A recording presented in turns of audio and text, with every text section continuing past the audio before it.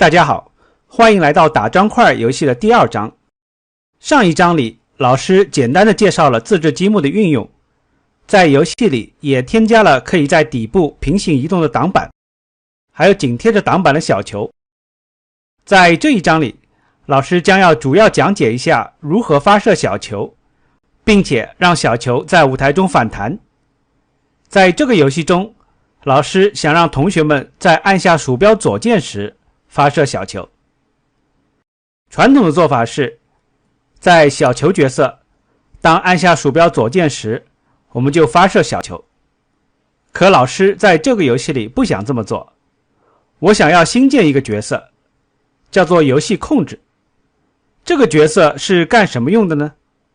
它是一直隐藏着的，也就是说，它不会出现在舞台上。它唯一的作用就是处理各种游戏输入控制，比如说按下鼠标左键时，告诉小球该发射了。老师为什么要建立一个看不见的角色？因为从这个打砖块游戏开始，我们的游戏会越来越复杂，可能会有不少输入控制，也有很多游戏阶段，比如说游戏开始阶段、游戏进行中、游戏失败或者游戏胜利。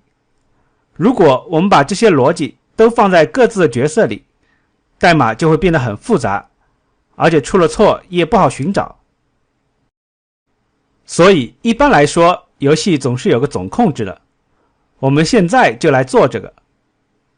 我们点击这里，绘制一个新角色，给它重新命名，叫做游戏控制。对了，虽然这个角色不需要出现在舞台上，但我们还是要给它一个造型，这样方便我们在角色栏里找到它。去造型面板，看见这个按钮了吧？这个放大镜按钮可以让我们选择一个造型。注意了，是选择一个造型，而不是选择一个角色。我们已经有游戏控制这个角色了。对于造型的话，老师喜欢这个笔记本电脑的造型， L 开头的，就是这个。大家也可以选自己喜欢的，因为这个角色看不见，随便选什么造型都可以。把它添加进去，这样就好了。不过，现在这个游戏控制角色出现在了舞台中，我们来隐藏它。在游戏开始的时候，隐藏。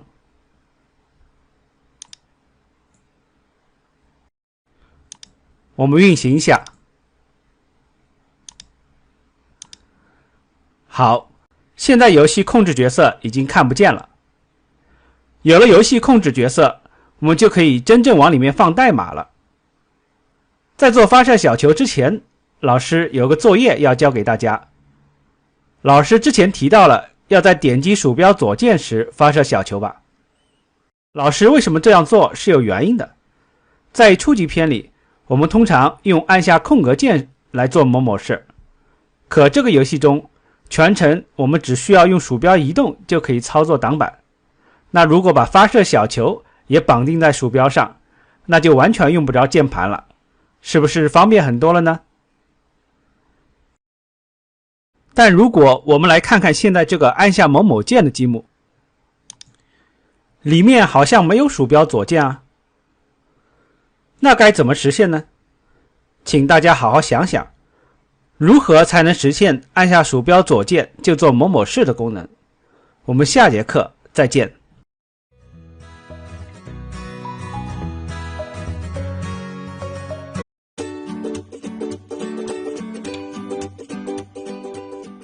大家好，这节课我们来解答上节课留下来的作业。老师留了一个很有意思的问题：如何做到当按下鼠标左键时就做某某事的功能？具体来说，将来我们会在按下鼠标左键时让小球发射。我们已经检查过了，这个按下某某键的积木中没有鼠标左键，不过这难不倒我们。大家看见侦测栏了吗？里面有个按下鼠标的积木，这个积木会判断当前有没有按下鼠标，鼠标左键当然也算是按下鼠标的一个情况了。所以如果我们用重复执行，不停地检查是否按下了鼠标，那么是不是就可以实现是否按下鼠标左键了呢？有人会说，那鼠标右键呢？其实鼠标右键在 Scratch 运行程序的时候不算一个有效输入。我们可以试一下。在舞台中，老师我点了鼠标右键，出现了右键菜单，所以基本上这个按下鼠标的积木就只考虑鼠标左键了。好，当满足按下鼠标左键时，我们就可以做自己的事情了，譬如发射小球。在这里，老师用一个新的当绿旗被点击，把查看鼠标左键放进去。为什么这两个绿旗不合并在一起呢？老师是有原因的，我们下一节课就知道答案了。我们下节课再见。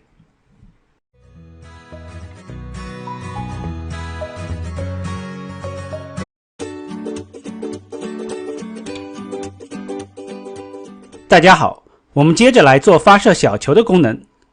首先，我们要按下鼠标左键发射小球。怎么实现呢？我们先来做一些准备工作。在游戏控制角色里，点击变量栏，创建一个新的变量，名字是游戏状态。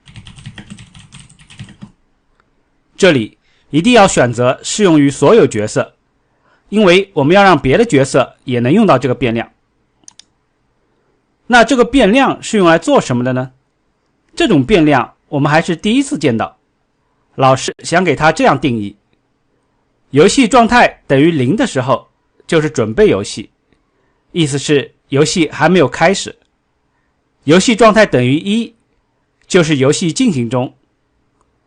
对了，为了让我们可以更好地记住各个数字代表的状态，我们可以在空白区域中点击右键，然后添加注释。在这里写道：游戏状态变量0意味着准备游戏，1意味着游戏进行中。这样就不会忘了。在设置游戏状态这个变量的初始值之前，我们可以右键选择删除我的变量，这是 Scratch 自带的，我们不需要。然后在游戏开始的时候，我们把游戏状态这个变量设为0，意思是准备游戏。同时在这里紧接着我们发送一个广播，广播的消息是准备游戏。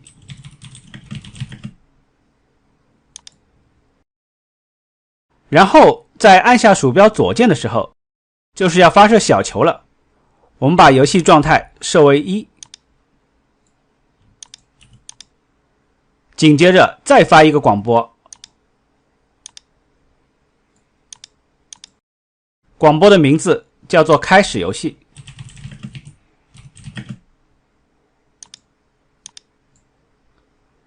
注意这里的顺序，我们要先将游戏状态设为1，然后才发送开始游戏的广播。大家看见了吧？这两边很对称。在这个游戏控制角色里，绿旗被点击的时候，先将游戏状态设为0，然后发送准备游戏的广播。在按下鼠标左键的时候，将游戏状态设为1，然后发送开始游戏的广播。这就是为什么我在前面课里要刻意把按下鼠标左键做成单独一段的原因。现在我们仍然不知道游戏变量有什么用，没关系，马上大家就会知道的。我们终于可以来做小球的发射了。在小球角色中，当接收到准备游戏的广播时，我们要做什么？准备游戏其实就相当于游戏刚刚开始，也就是绿旗被点击的时候。这个时候小球是跟随挡板的，就是这一段。我们把所有绿旗被点击下面的代码移到当接收到准备游戏的广播时，然后这个可以不要了。为什么要这样做啊？这样做的好处是，小球里的所有动作，包括贴着挡板、发射，都由游戏控制角色控制，这样以后不会容易出错。对了，到挡板角色也把这个绿旗被点击换成当接收到准备游戏的广播时。现在除了游戏角色里，别的角色都用这些广播来分清楚游戏的各个阶段。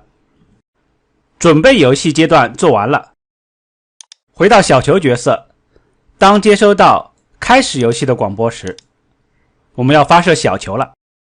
我们可以试试让小球一直重复移动5步。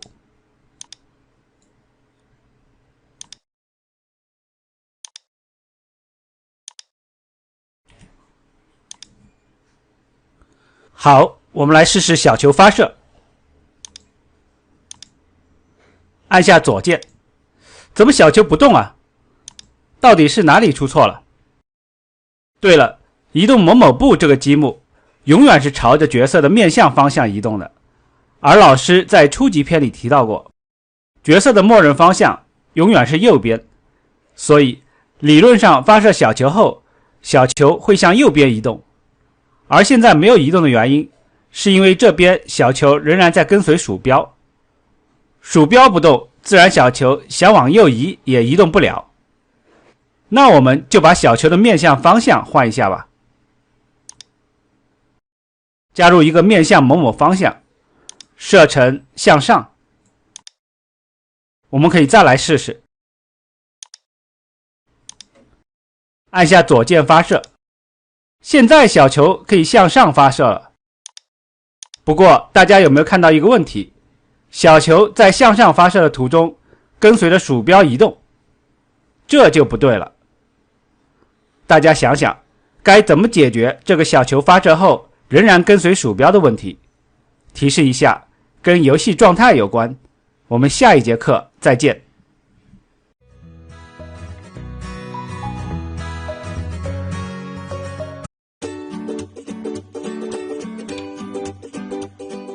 大家好，欢迎回来。这节课老师来解答上节课提出来的问题，就是如何才能使小球发射后不再被鼠标的移动而影响。其实这个问题并不能算是一个问题，而是一个 bug， 就是程序错误的意思。在这里老师讲个小故事，为什么称程序错误为 bug？ 原来在1947年电脑才刚刚诞生的时候，有一位女性程序员发现了一只飞入电脑内部的小飞虫，使电脑不能正常工作了。那个时候的电脑用的是真空管，体积很大，占地有一间房间那么大，所以小飞虫飞进去破坏电脑就很正常了。小飞虫的英文就叫 bug， 后来 bug 这个单词就慢慢变成了程序中隐藏着错误的意思。我们现在做的就是要修复 bug，在英文中就叫做 debug， 也是根据 bug 这个词来的。要知道，英文中 de 这个前缀通常意味着否定的意思，否定 bug 不就是消除 bug 了吗？很有意思吧？好，言归正传，让我们一起来 debug 吧。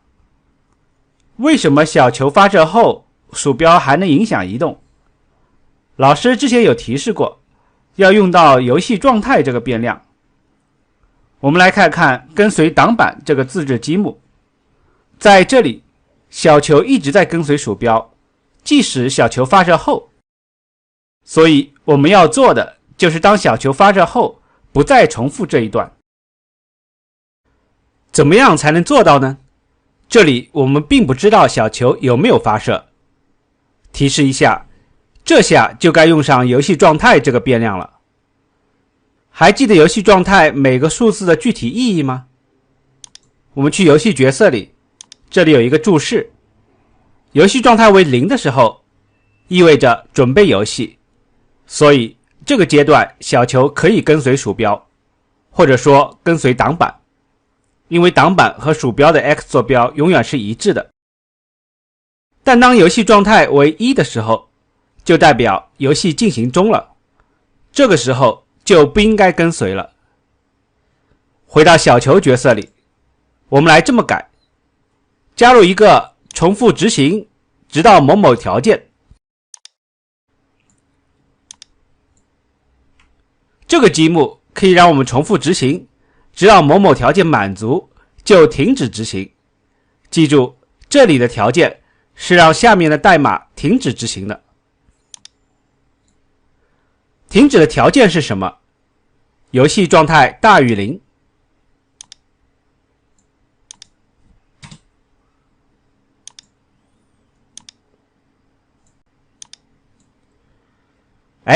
为什么是游戏状态大于0呢？不是不等于0吗？老师解释一下，以后我们的游戏状态可能会增加，比如说游戏状态等于2或者3，所以这里的不等式大于0是足够保证游戏状态不为0的情况下就停止跟随鼠标的。我们再来试一下，点击鼠标左键，看小球发射后也不会跟随鼠标移动而移动了，这样我们就成功的 debug 了。同学们，我们下节课再见。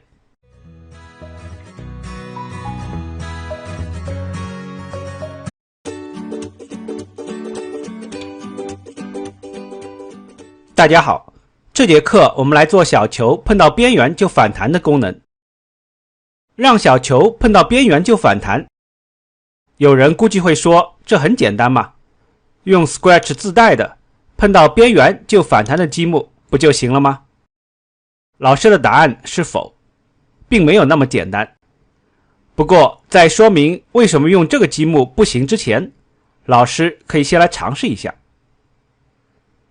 好，我们现在有了一个碰到边缘就反弹的积木，该把它放到哪儿呢？因为这个条件是小球发射后每时每刻都必须遵守的，所以我们要把它放到一个重复执行的积木里。大家看，就把它放到这里。也就是说，每次小球执行完移动5步之后，我们就查看一下是不是碰到边缘了，如果碰到边缘就反弹。好，这个过程很清晰，我们可以来试试游戏。点击左键发射小球，看小球到顶部反弹了，到了底部又反弹了。可如果我们把挡板放在这里，小球穿过挡板了，这就不对了，小球碰到挡板也是要反弹的。看来这个碰到边缘就反弹的积木无法处理碰到挡板的问题。我们来看看是否有碰到某某角色就反弹的积木，好像并没有，在侦测栏里也没有这个积木。另外，大家还记得刚才小球碰到舞台底部也反弹了吗？但是在打砖块这个游戏中，如果小球碰到了舞台底部，应该是直接消失掉，玩家要死掉一条命。小球只能在碰到舞台上方、左侧和右侧的时候才能反弹，碰到底部的时候应该消失。所以我们不能使用这个碰到边缘就反弹的积木，我们把它删掉。那现在就有问题了，好像我们没有任何办法做小球反弹了。确实，如果我们还是依赖 Scratch 提供的这个向前移动某某步的积木，就非常难满足我们这个游戏的条件，所以我们干脆不使用这个办法了，我们把这些积木全部删掉。现在我们就得想一个新办法让小球移动起来了。老师先来做一些准备工作。老师在这个小球角色里创建2个变量，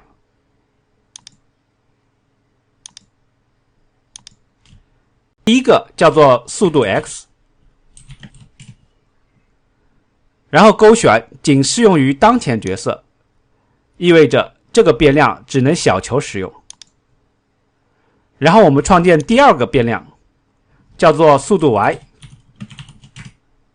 也勾选仅适用于当前角色。这两个变量只有小球能用。从名字上看，这两个变量对应小球在横方向上和纵方向上的速度。同学们想明白了吗？横方向上就是 x 轴的方向，所以叫速度 x。另一个速度 y 就是 y 轴，也就是纵方向上了。老师现在说，利用这两个速度变量，可以让小球在舞台里移动。好，这节课的作业就是想想如何利用这两个变量，让小球在舞台中运动起来。这个问题有点难度，没关系，老师会在下节课解答的。同学们，我们下节课再见。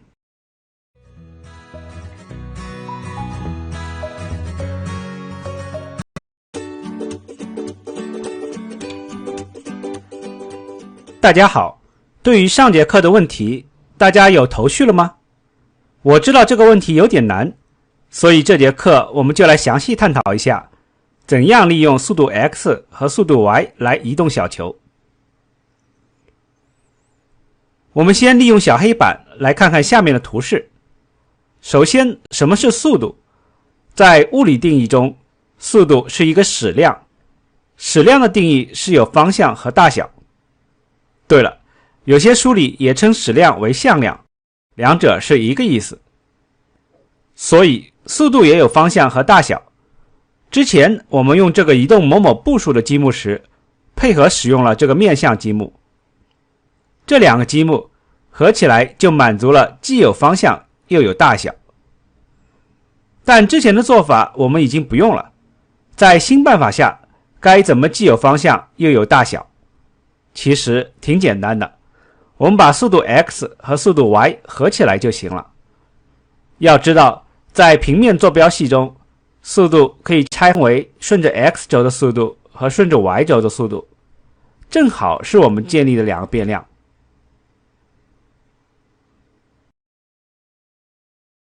大家估计听了还是不太明白。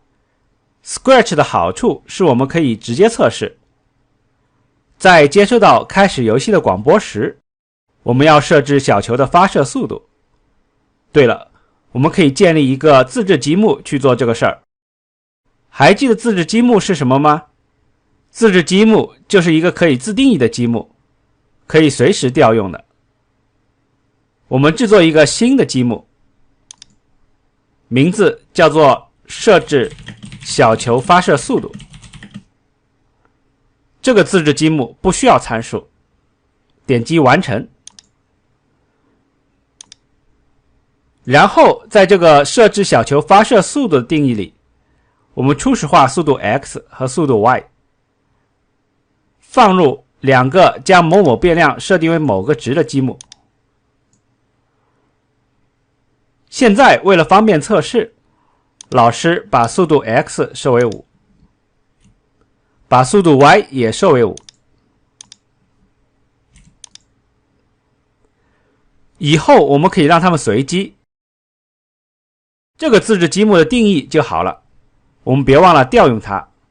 在接收到开始游戏的广播时，我们就运行设置小球发射速度。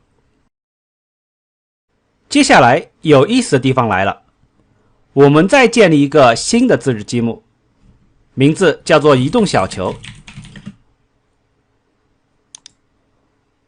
看名字我们就知道这个自制积木可以让小球移动，可怎么移动呢？看老师的。我们将 x 坐标增加速度 x， 将 y 坐标增加速度 y。大家看明白了吧？其实这两步就相当于让小球在横方向上移动速度 x 步，然后再在竖方向上移动速度 y 步，合起来就是一个有方向的小球移动了。怎么样？大家想到这个办法了吗？然后这个小球移动要重复执行，小球是要一直移动的。所以在一个重复执行里，我们要不停地运行移动小球。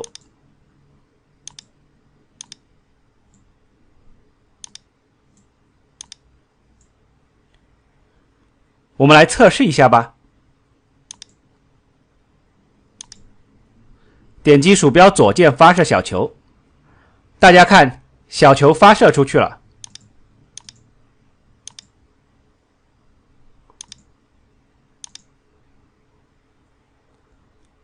对了，现在我们有速度 x 和速度 y 这两个变量了，习惯性的我们要初始化它们。我们还是建立一个新的自制积木，叫做停止小球。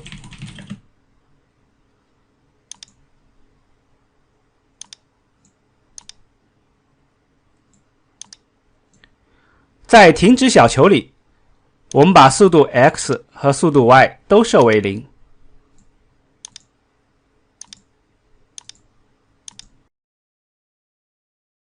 速度都为0，那当然就是停止小球了。然后再在哪里运行这个停止小球，让小球停止下来？在准备游戏阶段吧，因为这里是游戏最早开始的地方。把停止小球放在这里。大家看，现在小球角色里已经有好几个自制积木了，但这些代码看起来一点都不乱，一眼就知道到底在做什么。这就是使用自制积木的好处。最后到了作业时间了，老师在设置小球发射速度里把小球的速度固定了，而老师这节课的作业就是让这个小球发射的速度随机。同时老师还有一个要求，小球必须斜斜的随机向上发射。好，我们下节课再见。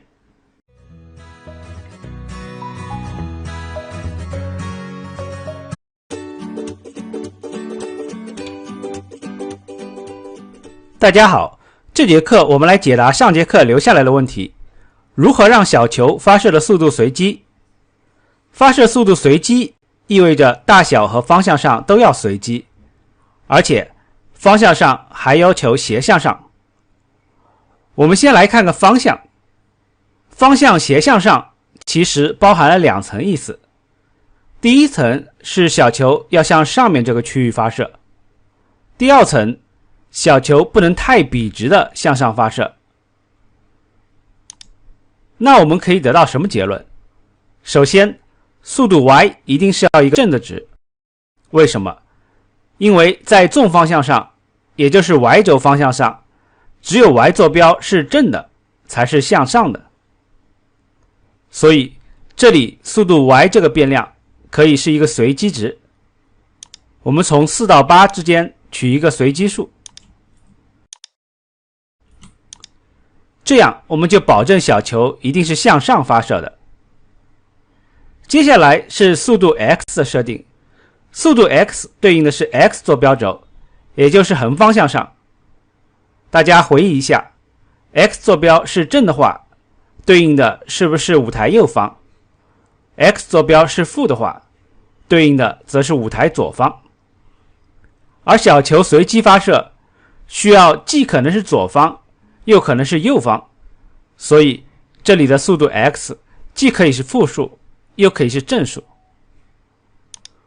所以我们给速度 x 的范围设成负6到正6之间的一个随机数。好的，现在我们来看看效果。按下鼠标左键发射小球，大家看，小球可以随意发射了，而且角度也是随机的。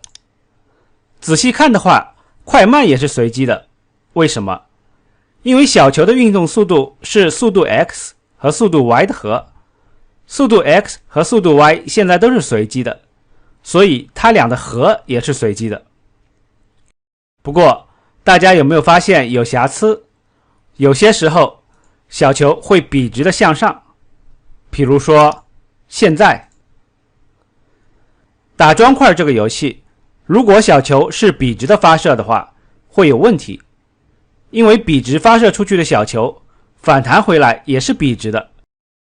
如果小球只是笔直的打来打去，是没有办法打到旁边的砖块的，所以笔直发射的情况我们要特意避免。让我们来看看什么情况下会笔直发射。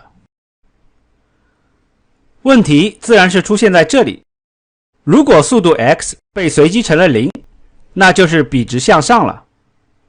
所以要修复的话，得限制速度 x。比如说，我们把速度 x 从3到6中随机，或者从-3到-6中随机。我们尽量避免靠近0的那些数字，无论正负。大家看一下我的做法。首先，我们加入一个如果那么否则，然后在0和1中取随机数，得到的数如果等于0的话，那么我们就将速度 x 设为3到6中的随机数。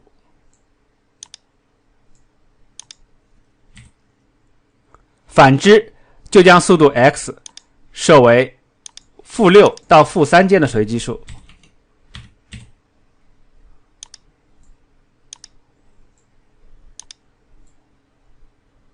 这一段代码是什么意思？其实可以这样理解，从0到1中取随机数，得到的只可能是0或者1。这个过程可以想象成抛硬币一样，如果是正面，那我们就把速度 x 设为3到6中的随机。大家好，这节课我们来学习一下如何做小球碰到舞台后反弹的问题。老师已经关掉了在舞台上显示2个速度变量，现在让我们进游戏看看。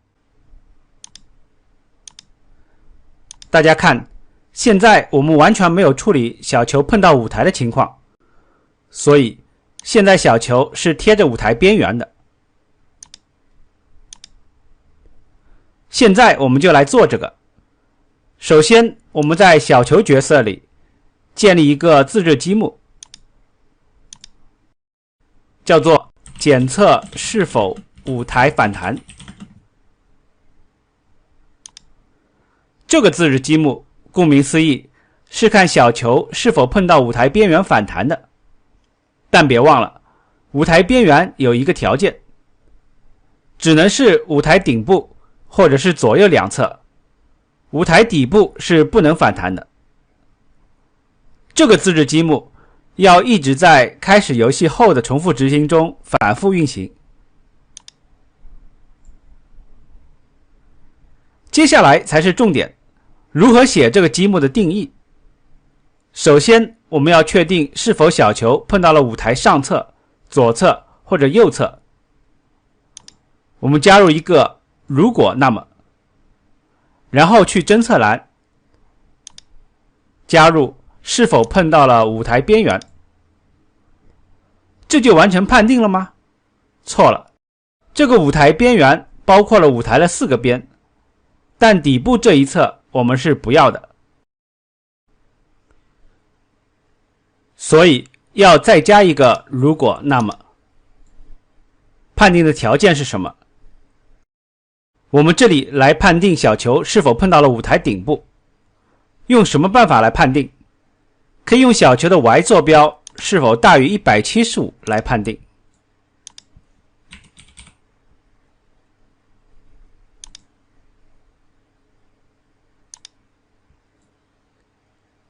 因为舞台顶部的坐标是180，保险起见，小球的 y 坐标只要大于175，我们就认为碰到舞台顶部了。条件成立后，这里小球要反弹了。大家想想，应该怎么做这个反弹？我们用鼠标来模拟一下小球碰到舞台顶部的情况。假设鼠标就是小球，我们这样碰到了舞台顶部，是不是应该这样反弹？我们再来演示一下，如果以这个角度碰到舞台顶部，是不是应该这样反弹？大家看仔细一点，这样反弹的话，小球的速度 x 是不变的，原来向右，反弹后还是向右。但速度 y 呢？原来是向上的，是个正的值，反弹后就向下了，是不是就变成一个负的值了？所以反弹可以这么写，将速度 y 设为一个负的速度 y，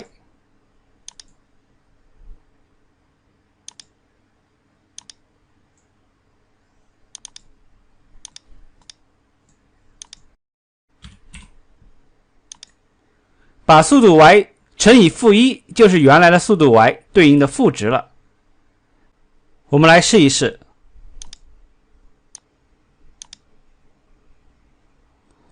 不错吧？现在小球正确的反弹顶端了，不过左右两侧仍然有问题。我们紧接着做如何判定是否小球碰到了舞台左右两侧。很简单，这次我们要查看小球的 x 坐标。如果小球的 x 坐标大于235，或者小于负的235，那么就是碰到了左右两端了。这里的逻辑和碰到顶端这里是相似的，唯一值得注意的是，左侧是负数，要小于负235，右侧是正数，要大于正的235。如何在舞台左右两侧反弹？我们再来模拟一下。大家看轨迹，小球在右侧反弹后，速度 y 是保持不变的，原来向上，现在仍然向上，但是速度 x 就反过来了，原来向右，现在向左。所以在这里我们要把速度 x 设为原来速度 x 的负值。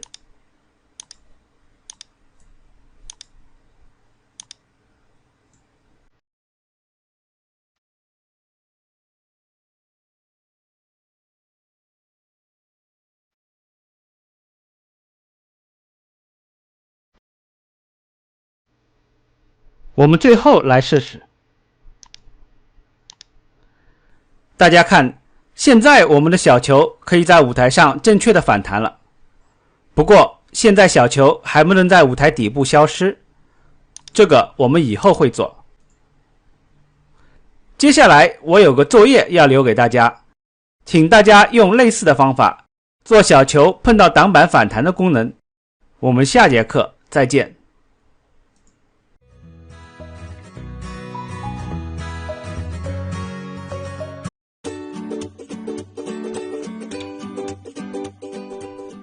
大家好，这节课我们来解答如何做挡板反弹的功能。这个功能和舞台反弹非常相似，我们也是在小球角色里建立一个自制积木，叫做检查是否碰到挡板。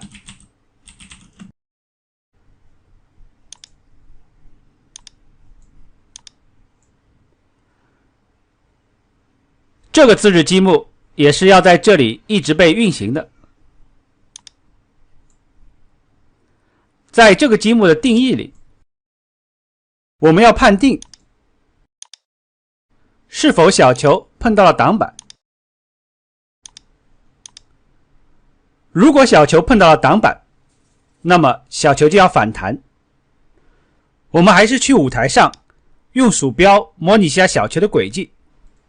大家看，如果小球以这个角度碰到了挡板并且反弹，大家看小球的速度 x 是不是保持不变的，而速度 y 则是原来速度 y 对应的负值。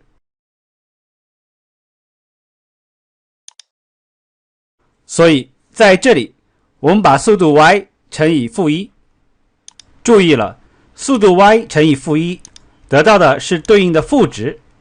注意老师的用词，负值指的是与原先的数相反的那个数，结果可以是正数，也可以是负数。好，我们来试一试，按下鼠标左键发射小球，看，现在小球可以在挡板上顺利反弹了吧？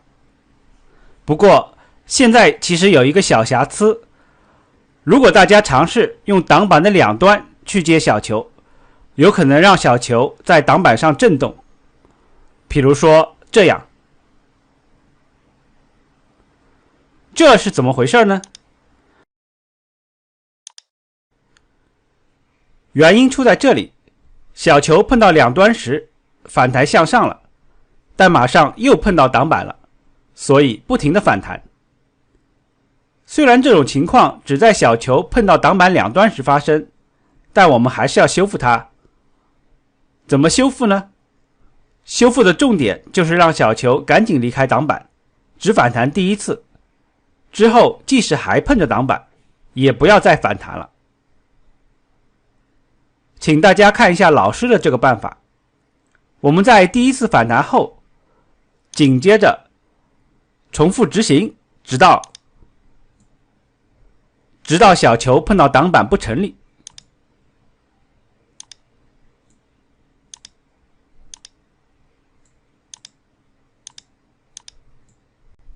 在小球仍然碰到挡板的这段时间内，我们仍然移动小球，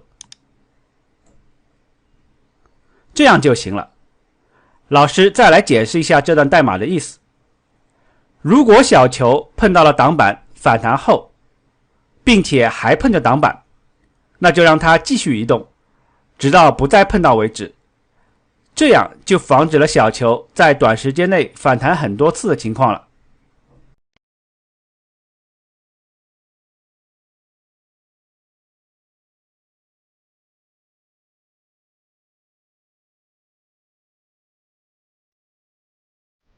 大家想明白了吗？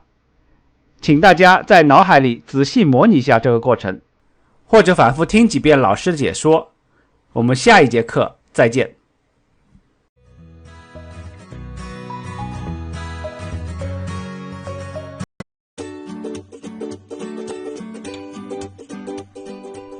大家好，现在我们的小球可以在舞台边缘反弹了，也可以在挡板上反弹。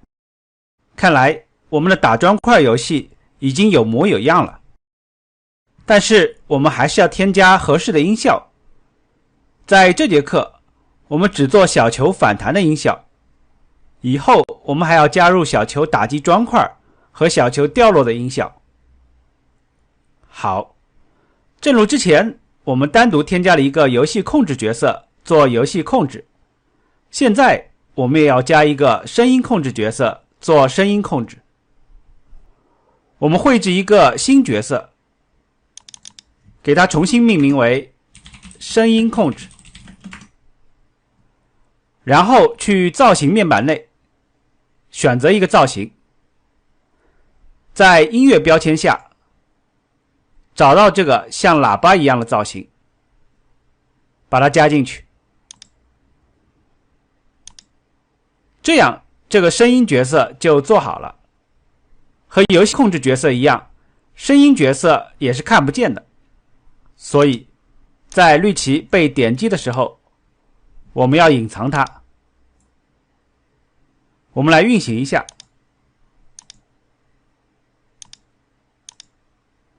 好，现在声音角色看不见了。接下来我们来找一个合适反弹的声音。我们去声音库，大家看到如果这里已经有一个音效了，我们就把它删掉。我们要挑一个合适的。我们选择一个声音，选择效果标签。老师很喜欢这个叫做 Boing 的音效，个人认为这个很适合做反弹的声音。我们把它加进去。大家记得改名字。我们把它命名为反弹声。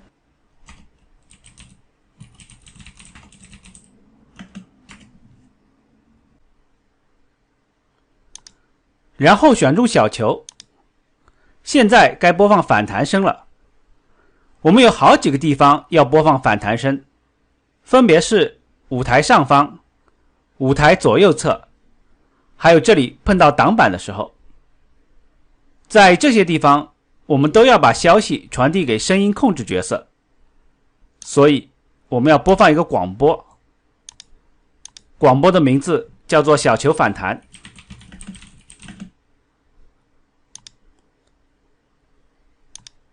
注意看老师放的积木的位置，是在如果那么里面。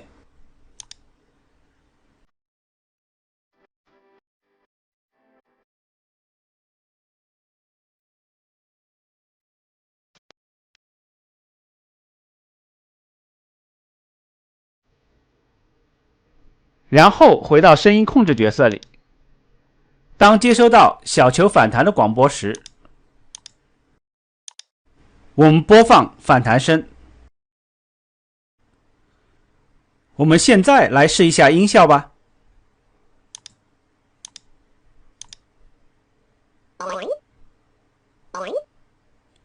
效果还是很不错的。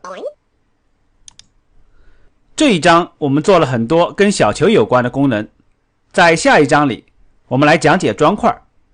我们下节课再见。